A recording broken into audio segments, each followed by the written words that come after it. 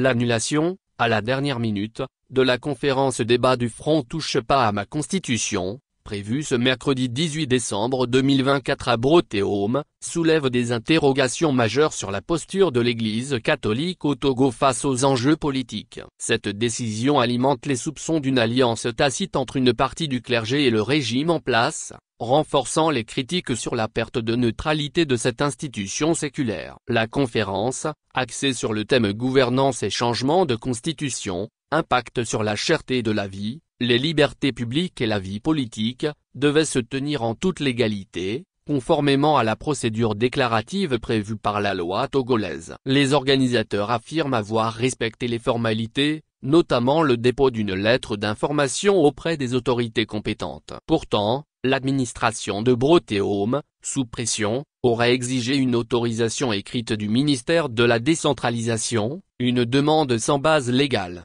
Les organisateurs dénoncent cette exigence comme une censure déguisée, en contradiction avec les principes constitutionnels de liberté d'expression et de réunion. Ils pointent un doigt accusateur vers l'Église, qui, selon eux, cède à des pressions politiques pour museler le débat public. Ce n'est pas la première fois qu'une telle situation se produit. En novembre dernier, une rencontre organisée par la dynamique Monseigneur Kpodzro, DMP, avec un député sénégalais avait été annulée par la paroisse Saint-Augustin d'Amoussiévé dans des conditions similaires. À chaque fois, la recette est la même, une réservation validée, des démarches légales effectuées, puis une annulation de dernière minute avec des explications floues.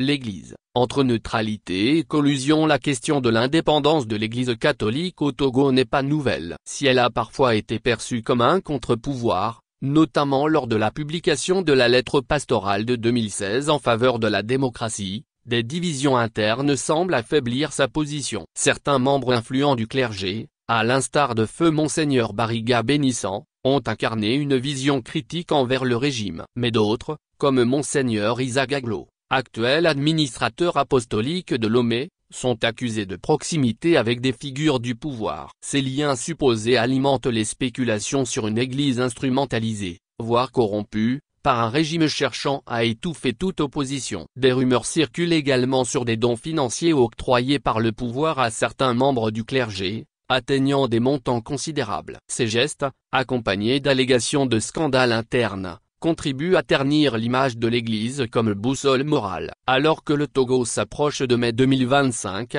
une période cruciale marquée par des projets constitutionnels controversés, l'Église catholique est attendue comme un acteur clé de la société civile. Cependant, les récentes annulations de manifestations critiques envers le régime soulèvent des doutes sur sa capacité à jouer ce rôle. L'Église choisira-t-elle de défendre les principes de justice et de démocratie, ou continuera-t-elle à être perçue comme un outil au service du statut? Les fidèles et les citoyens togolais espèrent une prise de position claire, à la hauteur des valeurs qu'elle est censée incarner.